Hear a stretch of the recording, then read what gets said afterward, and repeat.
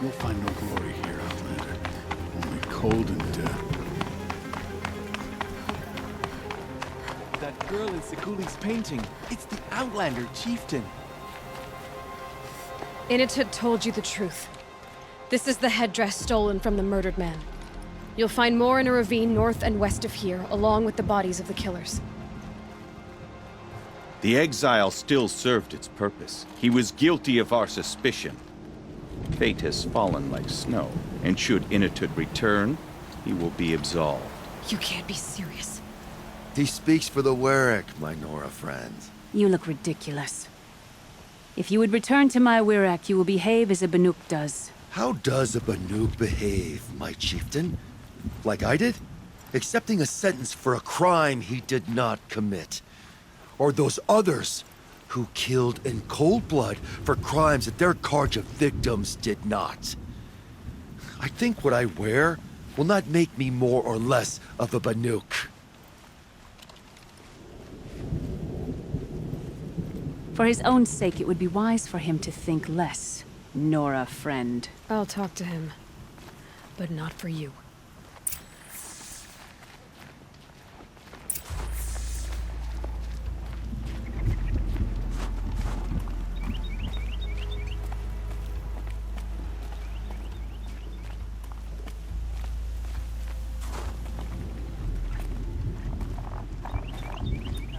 I defied my chieftain's will, spurned my Werak, How are you feeling?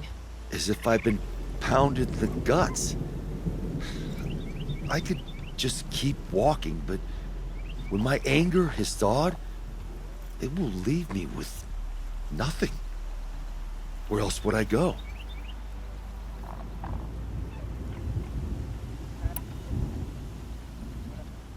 You can decide for yourself what it means to be a Banuk. It might not be what the chieftain and the shaman tell you. Whether you stay with this Werak or find another... I'm better with decisions like, do I start with the left or the right? There's more to you than your fists, Initid. That's why I believed you. It was my chieftain who taught me honesty. Said, a Banuk should not be treacherous when the ice is treacherous enough. I'll sit with my bruises for a time, then talk with her again. As for you, Nora girl, will you accept this gift? A little scrawny weighed against the great boon you gave me, but... I'm honored. Thank you, Initid.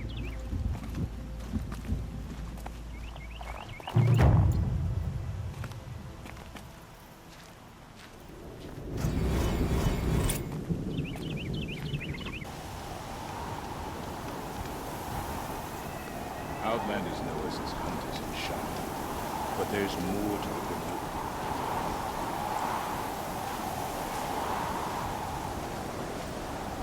It's over. It wasn't easy, but that rockbreaker won't be hurting anyone anymore. The claws beneath brought low by an outlander. This part of your song will travel far. I don't know if I'll ever get used to that. I've found people rarely live up to their songs. You're an exception, though. And you've done me a true kindness. My foe is buried now, like so many of the hunters it killed. My friend, my chieftain. He would be pleased to know his fate won't befall anyone else. Take this in thanks. I believe you've more than earned it. Hard truth best learned early. The songs are the least distinguished.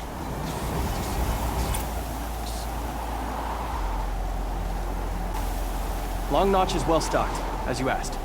And our scouts are watching for more frost claws. Our numbers rise.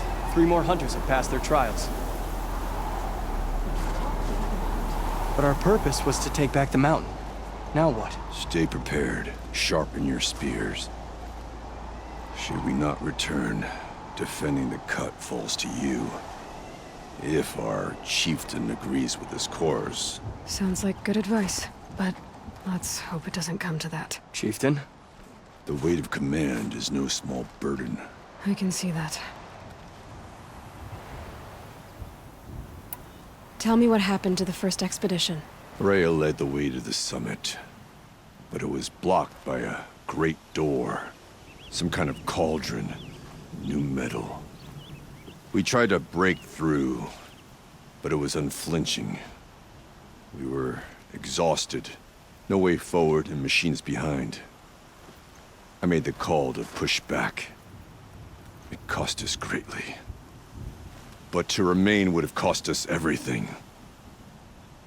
I had hoped to never subject Ourea to that again. What do you think is beyond that door? I do not know. That expanse of metal, that dead hum. Nothing sacred belongs there. Machines and death, that's what the mountain holds. Death for us or for the daemon. And if we do find the spirit, Then perhaps we should put it out of its misery.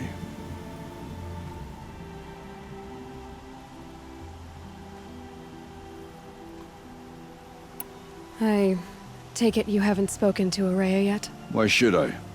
This is what she wanted, to return to Thunder's Drum. It is her only care. So I should have known she would find a way to push aside my spear.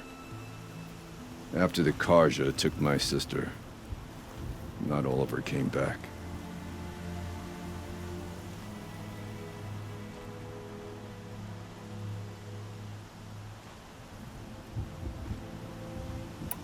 What happened to Ourea when she was a captive of the Carja? As a shaman, she's adept with machines. Tracking them, stunning them. The Carja used her to capture them for the Sun Ring, where they were unleashed upon the innocent. They made her part of their blood sport.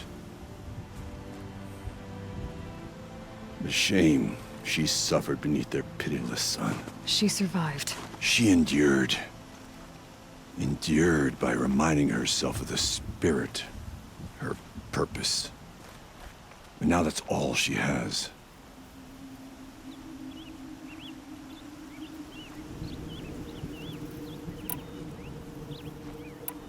For what it's worth, I'm glad you're coming with me. Someone has to keep Ourea safe. Your songs are more than just stories. To sing is to perform a ritual.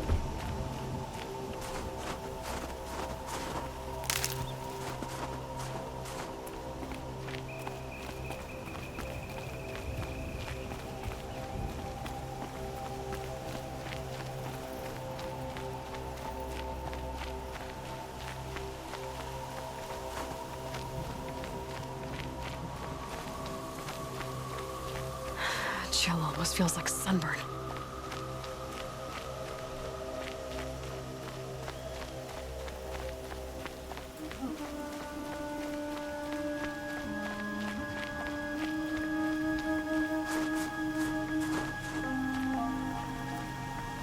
Aloy, this is it. My chance to reunite with the spirit, and perhaps to reunite her with the blue light. It's not a chance I would have had alone. I needed an outsider. Someone ignorant of our ways, but no, not ignorant. Are you trying to thank me, Ourea? Yes, of course. That's what you do. Untangle knots.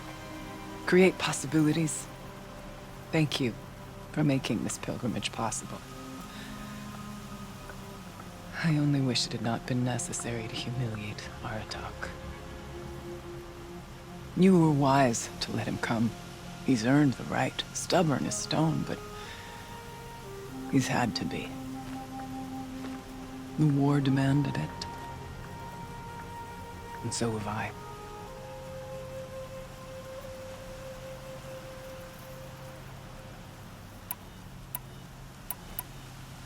Aratak told me you were a captive of the Carja for a long time. It sounded bad. For Aratak, it all comes back to that. He thinks the Carja changed me. They did not. They merely sharpened my focus. When all else is lost, you think about what's truly important. The spirit. The blue light. The beyond.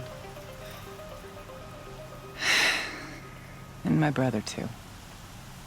Every time I felt the chill northern wind, I thought of him, worried for him.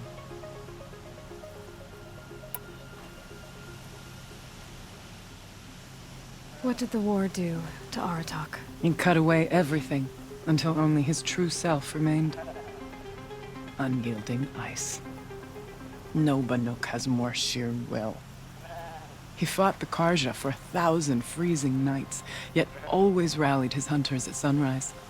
It is said he endured 23 wounds in those years. His hunters counted them. He never complains of one. Instead, he complains that life with me is harder.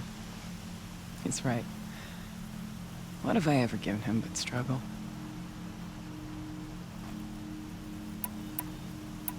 Now that I'm chieftain of the Werak, I don't suppose I can order you to tell me about Silence? Aratak would never have presumed to grasp for a secret of the Conclave. But you are not Aratak, and if you have dealt with Silence, your need is well apparent. Silence came to Ban-Ur from the distant north, a young shaman of the Owl's Watch. A remote Werak that rarely comes south to parley. Silence was a shaman. He was. Or at least, when we sent runners to ask the Owl's Watch, they said he was. His knowledge of the machines was beyond compare, and he was hungry to trade what he knew to the rest of us. It didn't take him long to gain the trust of the Conclave, and eventually, an invitation to attend. What about you? Did you trust him? No. But he impressed me. He carried himself with poise and authority. I wanted to learn from him, but that was not to be. He was granted knowledge of our most sacred meeting place, the frozen caves of the Malmstrom, a month's march from Ban-Ur. He met with us there, as is custom at high winter. But when we next returned, the caves had been looted. Relics of the old world stolen. Holes cut in ice and metal. Yeah, that'd be Silence, all right. He vanished with the spoils. We sent our best trackers after him. None returned. And when we checked back with the Owl's Watch, those who had vouched for him were gone. As though he never existed. Some in the Conclave began to doubt he was even Banuk to begin with. And what do you think? He committed an unforgivable sacrilege. He's unscrupulous and dangerous. But also brilliant, skilled, and knowledgeable without equal. Except, perhaps, for you. Anyone else I would warn off, but you may be able to treat with him safely. Just don't lower your guard. I'll keep that in mind, Horea. Thanks. What are we gonna find up there, Horea? Ruins, machines, and a door, like that of a cauldron. I have faith that you can find a way through it, Aloy. For beyond it lies the spirit. I know I can find her there.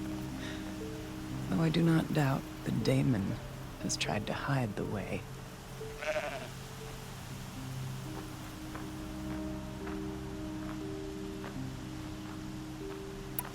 It hasn't been easy for you, Horea. Getting back to this point. It was all to hear her voice again. This time, we both will. I'd like that. Are you ready then? Once we ascend, it will be hard to turn back.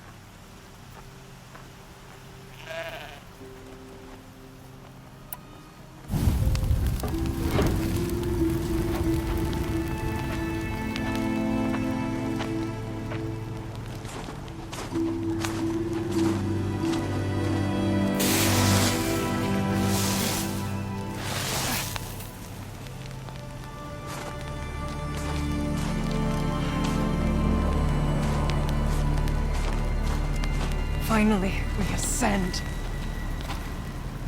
How? I don't see a way up. Not up. Through.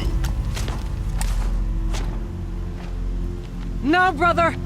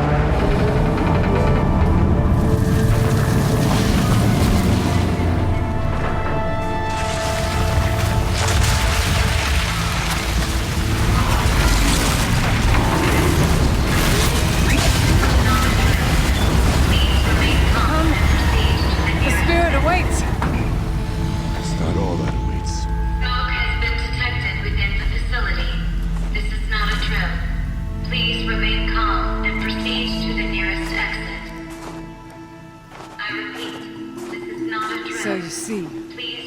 I too can call upon the power of the Old Ones.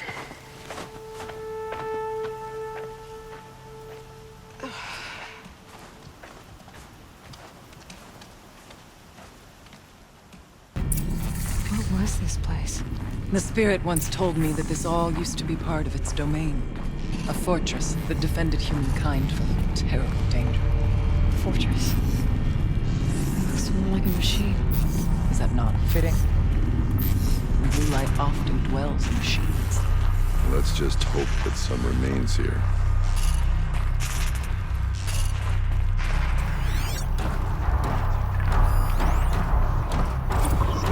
November 21st, 2064.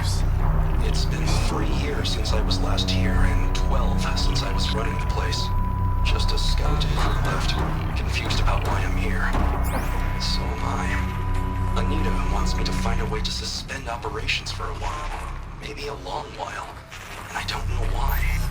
But from the sound of her voice, it was something terrifying. I wish I could look into her. Aloy? Were you listening for something? There are memories here. Messages left by the old ones. And you can hear them. I envy you. What did they say? I'm not sure yet, Araya.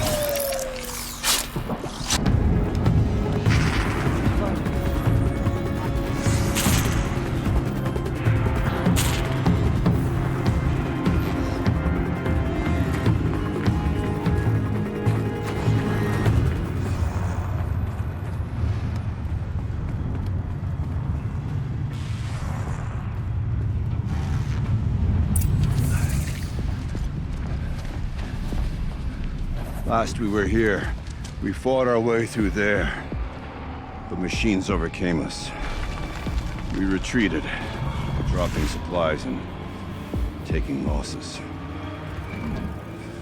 Now we must prevail, with only 2 warriors and a shaman to protect. Aloy is no ordinary warrior. And I can hold my own. Even so, we could go that way instead. There are machines up there, but also cover. We could stay hidden, just for a while. All right, I get the options. Now follow my lead. Pipes, towers, steam, frost. What was all this for?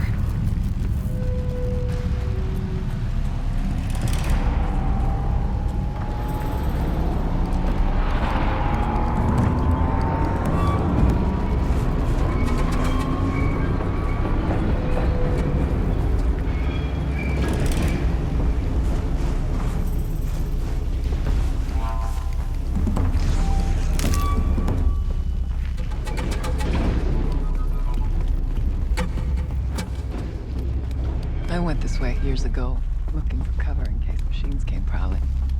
I have no doubt that it is guarded now, but maybe it will stay.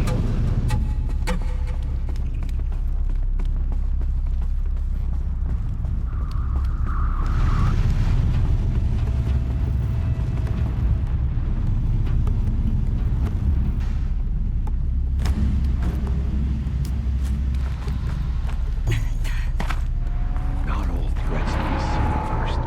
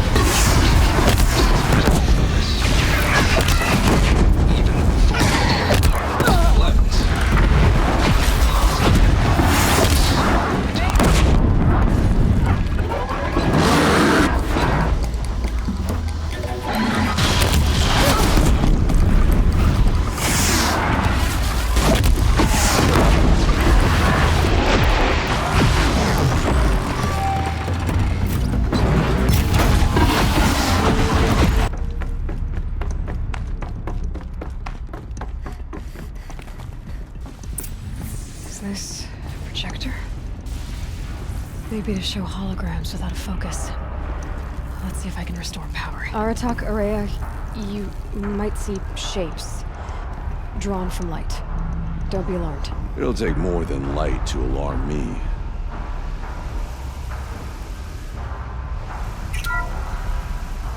Thank you for being here, everyone. I suppose it's not every day you get to have cocktails inside an active volcano, right? Unless you're George, and I can hardly blame him for drinking on the job. None of this would be here without our beloved director, Kenny Chow.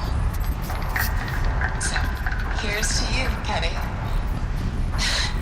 You put a cork in the Yellowstone caldera. I'd say you deserve a margarita. Hold your glasses, everyone. I'd like to add something. This effort wouldn't have been possible without our lead programmer. Thank you, Anita, for bringing us our real mastermind, Cyan. I'll second that, Director Chow. All right, Cyan. What's our latest number? The current count is 1,654. Well, then drink up, everyone. Here's to 1,654 more years without an eruption.